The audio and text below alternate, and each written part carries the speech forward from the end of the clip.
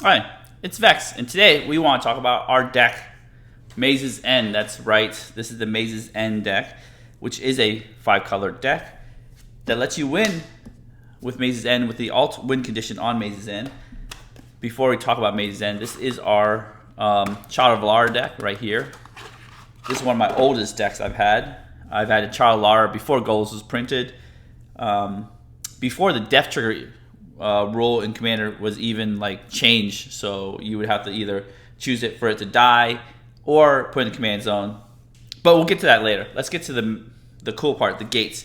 Okay, so in front of you I have the original 10 gates and the Maze's End from Dragon's Maze, the promo version.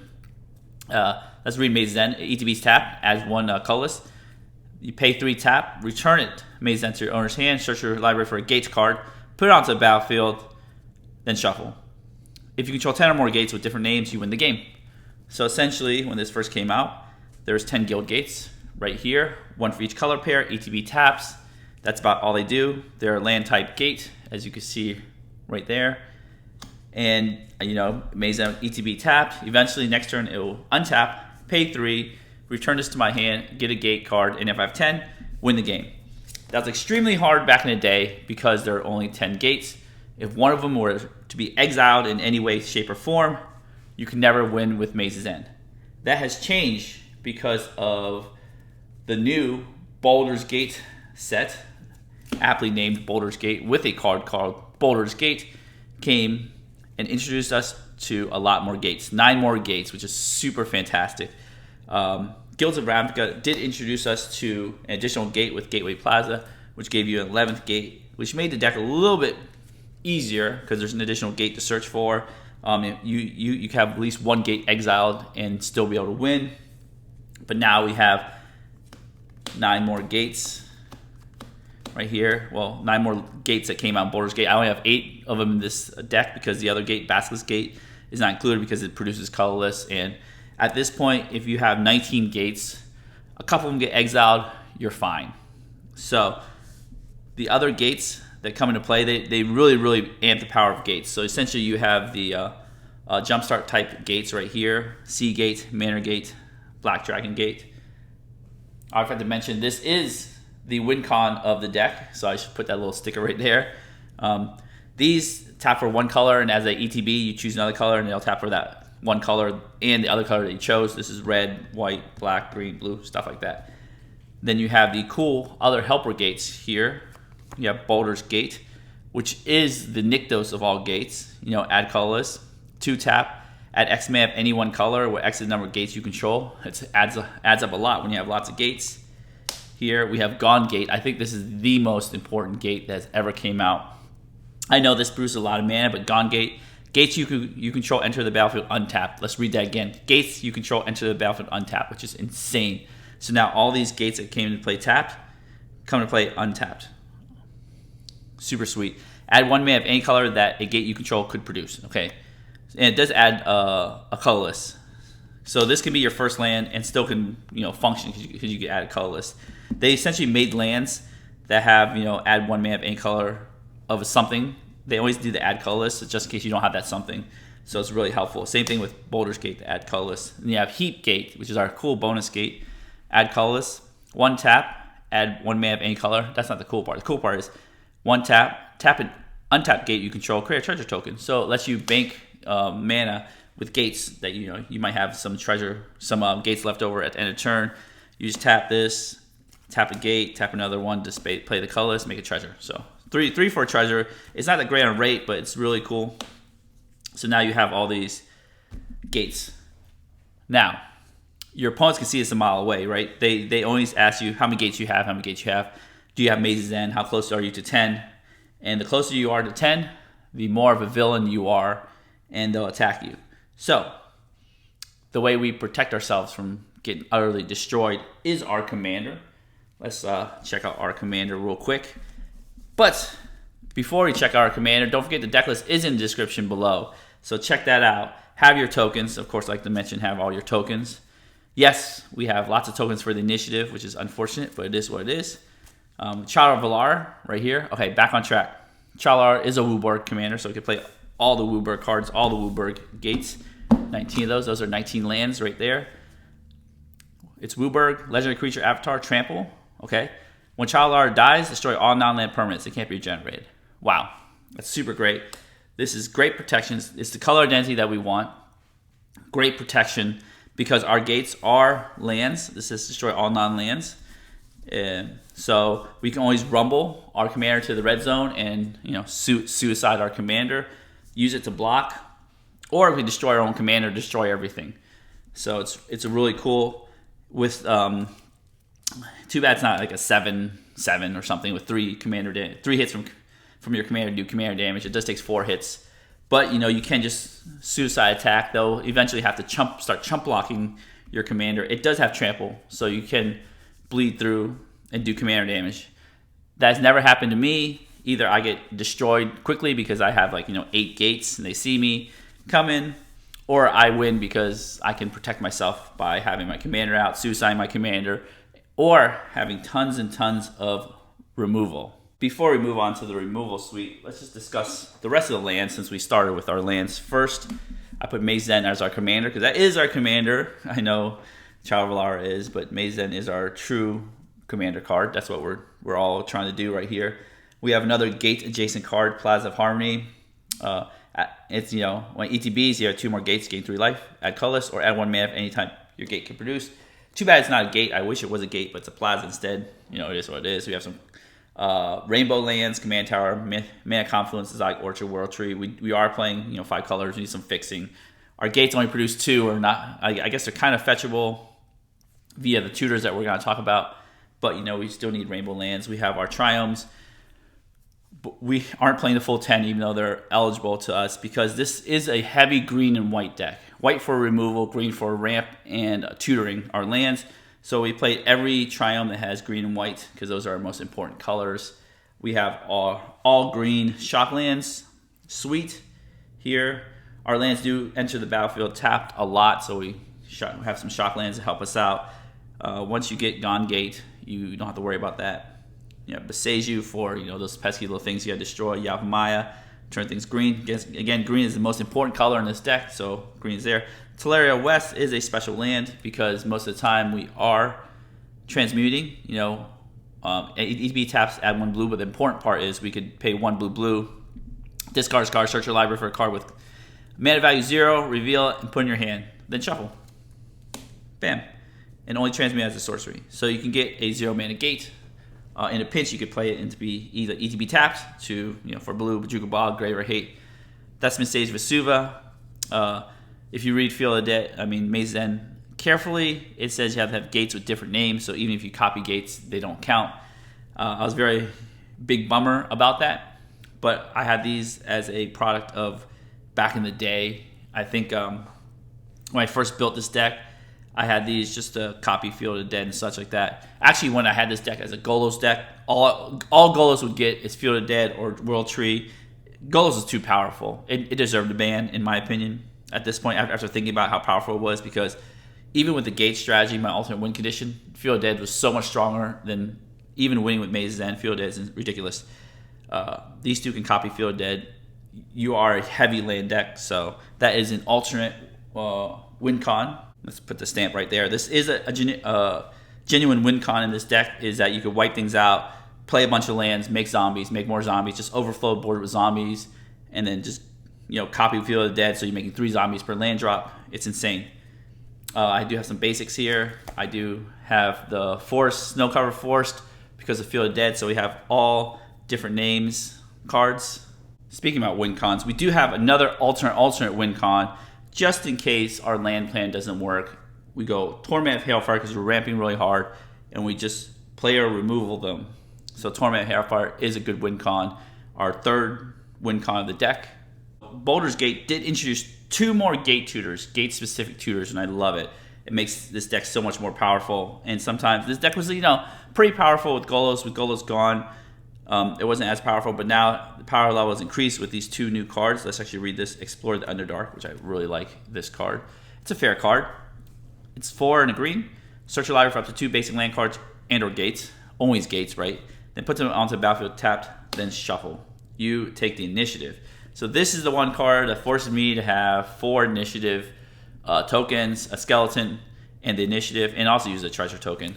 So yes, have your tokens, even for the initiative. I have a video about that, either released or coming up, about the initiative. Navigation orb, it's like cultivate on a rock. 3, and then you pay 2 tap, sack it, search your library for up to 2 basic land cards and or gates, always gates again. Reveal those cards, put 1 on the battlefield, 1 in your hand, then shuffle. So it's like a little slow cultivate. It's explored Underdark, but you can do it in installment payments. It's colorless, which is great.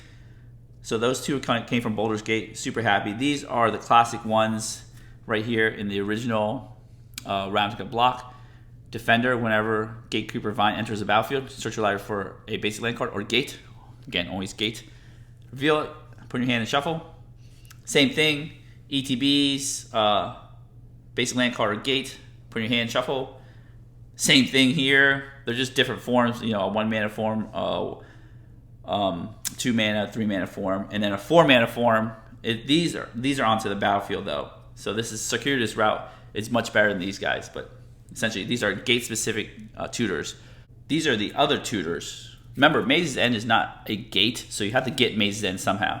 So we have 8 single land tutors. We have more. It just didn't fit on screen here. We have Expedition Map, Crop Rotation, Sylvan Scrying, War Gate. Mostly to get Maze's End or Gone Gate. These right here. Vampiric Tutor, Demonic Tutor. Yes, these tutors are mostly tutored for gates or Maze's End. Just depends on your situation you're in. They can tutor for any other card because they're just that good. Pierce Whim. Right here. For each player, choose friend or foe. Each friend, search your library for a land card. Any land. Put it to the battlefield. Each foe, sacrifice artifact, enchantment. Most of the time, you are your own friend. Everybody else is a foe. But you can make political deals if necessary. Say, hey, you won't attack me. And, you know, maybe we have 8 gates. We can make a political deal. Say, you know, they have heuristic studies. They're only enchantment or artifact. They would have to sack it with Pierce Rim. Things like that. Reap and Sow. You know, you can destroy lands, which I love. Or you can search a land, put it into battlefield, or entwine for 6. So that's cool. Wargate. Wargate's really cool. And that's actually a very flexible tutor. You know, search a library for a permanent card with mana value X or less, put into the battlefield and shuffle. So Wargate, you know, can get other things, mostly a land, because if X is 0, you can get a land. But you know, you can pay more if you need some other permanent in your deck. So those are the single tutors. We'll get to the multiple tutors. We have the cards that can tutor for multiple lands. Elvish Reclaimer, now Reliquary, you sack a land and then you get another land. They're slow, of course, but they could continually tutor for gates. Our Promise, get any 2 lands. Could be a Field of Dead, Thespian Stage, if you're going that route, or 2 gates, or Maze's End and gate. Nylea's Intervention, right here. I love this card. The important part is, you know, search life for X land cards, reveal and put in your hand, not in the battlefield. So you know, you pay 4 or pay 5, you get 3 cards in your hand, or you deal X damage, twice X damage to each creature flying. So if you have play against a dragon deck, you can wipe them out. Boom. Tempt with Discovery. This is a fun card. I love to play sometimes.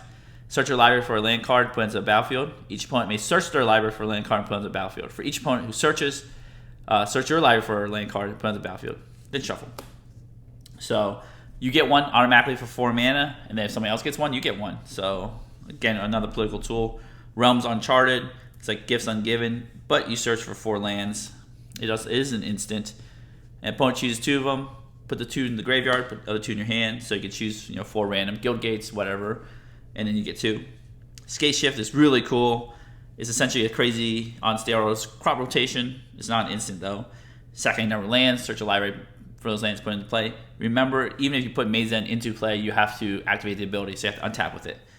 These are the other ramp type cards. Some of the other tutors do ramp, some put them in your hand. So here is all about ramp. We need these lands in fast, and then furiously, so it can get Maze's End and win. Exploration, extra land per turn is super good because, you know, we are putting a lot of lands to our hand. So Exploration gets to play extra land. Explore, play extra land. Grab Sprout, extra land. Eureka Moment, extra land. These are draw 1. You know, each of these, you know, draw 1 card, draw 1 card, draw 2 cards. Urban Evolution, extra land, draw 3 cards. So it kind of scales between Growth Sprout, Eureka Moment, Urban Evolution. This is a sorcery. These two are instants, so just be aware of that. Farseek doesn't get you a gate, but can get you a Triome or a Shockland. So it's there to get those things. Mina and Den, Wildborn, play additional land. Earl, give you additional land drop. Well, you gotta play land right away. And then Earl is cool because if you kill Earl, you could escape it back from your graveyard. Mina and Den, can return a land card just in case, there's at risk, your land's at risk of being destroyed. So that could happen. So, removal. This is how we enact our game plan, is we play our gates, tutor for our gates, and then remove everything to keep us alive long enough to play our Maze's End. So this is only the beginning of the removal suite. Usually I only have one page of, one screen of removal, but we have lots more, trust me. Single targeted removal, Swords of Plowshares, Assassin's Trophy, Anguish Unmaking. Excellent in a pinch, very efficient for their mana cost and what they do. Vandal Blast, don't be afraid, just turn one, someone plays Soul Ring, bam, you Vandal Blast the Soul Ring.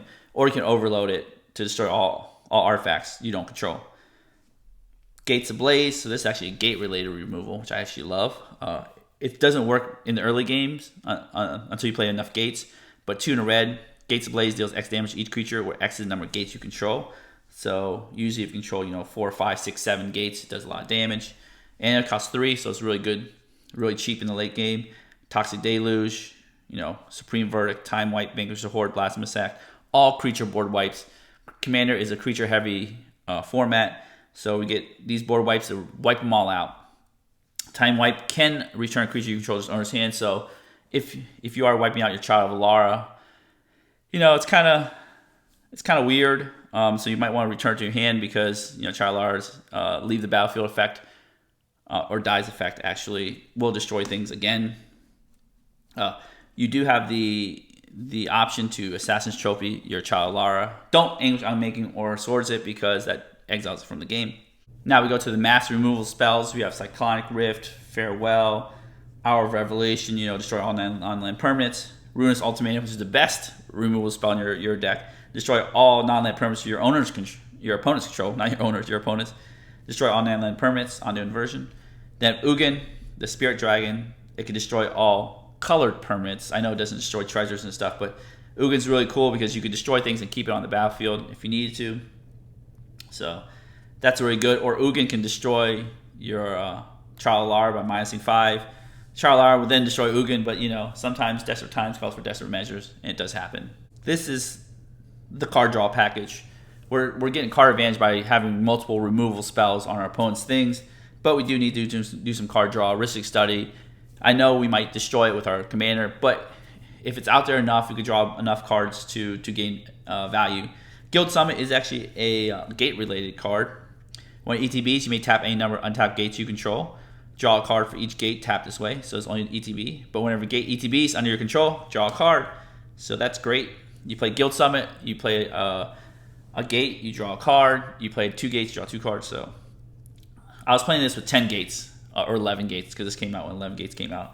Imagine playing this with like 20 gates. It's insane. Tatiova, when I land ETBs, gain 1 life, draw a card. The cool part about this is you do gain life because you are trying to stay alive. That's the goal here. Tireless Tracker, Landfall, Investigate. That's the cool part here. You leave behind clues. If you do a board wipe, you could wipe Tireless Tracker but keep the clues around. Crack those, draw some cards. Tireless Tracker does get big, is a decent blocker. Wandering Archaic here, it's not actually card draw, but it's card advantage because you either tax your opponent by 2 or you copy their spell. So these are our card advantage, card draw cards. Moving on to our last section here, we have Graveyard Synergies, not shenanigans, synergies. Random Excavator, get things back from the graveyard. Timeless Witness, get things back from the graveyard, or put itself back from the graveyard onto the battlefield with Eternalize. Battlegate Recovery, ultra stable. Graveyard Hate and Soul Guide Lantern. Soul Ring, Smothering Tide as our ramp card. Other Graveyard Hate is Farewell and Bojuka Bog. So those are our 3 pieces that we'd like to add to our deck. I gotta see how the future holds, but 3 pieces of Graveyard Hate is good for now. I feel like 5 might be the new standard soon, but they need to make more synergistic Graveyard Hate pieces. But Soul Guide Lantern is excellent for now.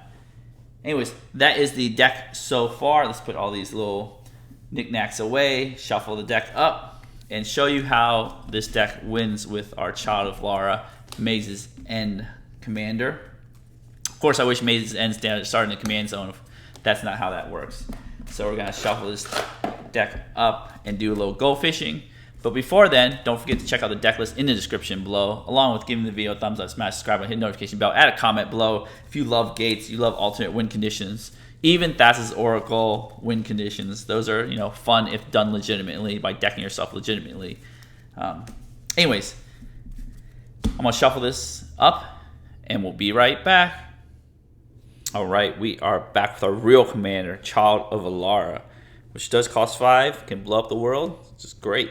All right, let's see what we get. 1, 2, 3, 4, 5, 6, 7. I just love this deck.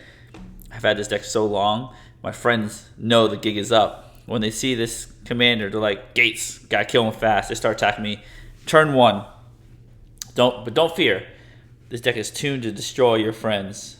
All right, we have these 2, 3, 4 gates in one. Oh wow, did I shuffle this deck? I don't know. We'll see. I guess I did. Kind of. And they got 2 3-drops and a 4-drop. Okay, let's do it. Turn 1. Let's see. Let's play we need green right here. Manor Gate. No, we're gonna play Gone Gate because everything comes into play untapped. Sweet, we figured it out. Perfect. Gone Gate taps for colorless. We don't do anything. Pass the turn. We forgot to draw a card again. Gosh. Okay, Gross Brow. That's sweet. We do not have a blue do we? Okay, we might have to generate a blue with these cool little tap gates. Okay, now we'll pass the turn. Now that I've drawn a card. Guild Summit. Okay. So we'll play this green gate here, right. And then I have this cool stuff. This little dude from the epicstorm.com. Let's put this blue. So it's taps for green and blue. Perfect. There we go. It comes to play untapped because you have Gone the Gate. Add 1 mana of any color that gate you control could produce. So it will add a green, and this will add a blue. Perfect. We'll play Growth Spiral. Starting our ramp quick. Draw a card, and then you may put a land card from your hand onto the battlefield. So we will put a let's see, I'll go guard a gate. More green. And then we'll pass the turn to ourselves because we are Goldfishing. Turn 3. All right, Pier's Whim. Okay, so do we tutor? If somebody played a Rhystic Study, that'd be bad for them. So we're gonna play this, and then we can either choose red or white, and then we'll choose the other one with this. White is the more important color, so we'll choose the white right here. So this is the Orzhov Gate right there. And then we'll just tap all our things. And then what we can do is play Reap or Sow, or Pier's Whim, or Guild Summit, draw cards. But I think we're gonna get more lands. For each player, choose friend or foe. We are our own friend. Everybody else is a foe. They sack the heuristic studies and all that, Esper Sentinels and all that fun stuff. So we'll get a land, put on the battlefield, tap. We don't need Maze's End yet because you have Reap and Sow to get Maze's End. So we will get a red land, a land that can produce red, I guess. That's a gate. So what gate do we want here? Red, white. So yeah, we like white. So we'll get a Boros Guild Gate. Let's do that. We can get other things, but we really want gates. Play this. Gateway Plaza ATB tap. So the funny part is you actually just get this Gateway Plaza. With Gone Gate, you play Gateway Plaza, right? It enters the battlefield tap, but Gone Gate says gates you control enter the battlefield untapped, so we'll use that replacement effect. And then when it enters the battlefield, sacrifice it unless you pay 1. So we'll just pay 1 from itself. Sweet. I forgot you could do that. Anyways, that was pretty sweet. Remember, you're starting off slow, but you do have Gates Ablaze to kind of like take care of the board, do a quick board wipe if necessary. So we might just do that next turn. Because now we're up to 5 gates, which is sweet. Okay, turn 4. Untap our gates. Now Gateway Plaza does any color. Just sweet. Rainbow Gate. Gone Gate is now a Rainbow Gate too. Jetmir's Garden. Okay. We still could do our play here. We could do a district guide here. Let's just tap these right there. District guide, you know, enters battle, may search your library for a basic land card or gate. We'll just get a Boulder's Gate. Now that I have a critical mass of gates, a Boulder's Gate right here comes into play. Untapped anyways. We're going to play it as our land for the turn. Then we're going to use some major mana. Let's see what we got before we shuffle here. We could play not Ugin. I wish that's close. We'll just play Gates Ablaze this turn. We'll tap Boulder's Gate. Filter our mana through Boulder's Gate. Make 6 mana, 6 red mana. We can't do anything with 6 red mana. We'll just play Gates Ablaze here, or we can play Reap and Sow for 6 green mana. But let's say we'll do a little Gates Ablaze, kill our little dude right there. Next turn we could play our Ugin if necessary. So this is where you have to really take control of the board, because your opponents see your gate count, they see it going up. You gotta start like taking major control and doing some board wipes. Anyways, okay, done shuffling here. This deck is not the fastest deck, obviously, because you're trying to get 10 land drops plus Maze's End, 11 land drops total. So turn 5 here, boom. Plaza Harmony. Okay, that is a gate-like card, but it's not a gate card. So we could play Guild Summit, Ugin, Jetmir's Garden, Reap and Sow. We could do all the fun stuff, or we could play our commander. So I think what we could do is, you know, play our commander. We'll tap this. Blue, green, white, red, black. No, this thing can't make black. Black. We'll play our commander here. We'll play a Jetmir's Garden just to get it in there. ETB tap, non-gate card. And then we'll pass. Right, so now we can block anything. If this gets destroyed, we'll destroy everything on its way out. So that works really well here. So we are going to take a bunch of additional extra turns just to see how long it would take us to do the gates thing. Draw a card, World Tree. That's not exactly what we want. More tap lands. However, we can Ugin. Ugin can destroy our Child of Alara, as I mentioned in the deck tech, to destroy those pesky artifacts if necessary. So what we'll do is we could play Guild Summit. We could just do this. We could tap this, and a gate. Let's say a crappy gate here. Not gone gate, that's a good gate.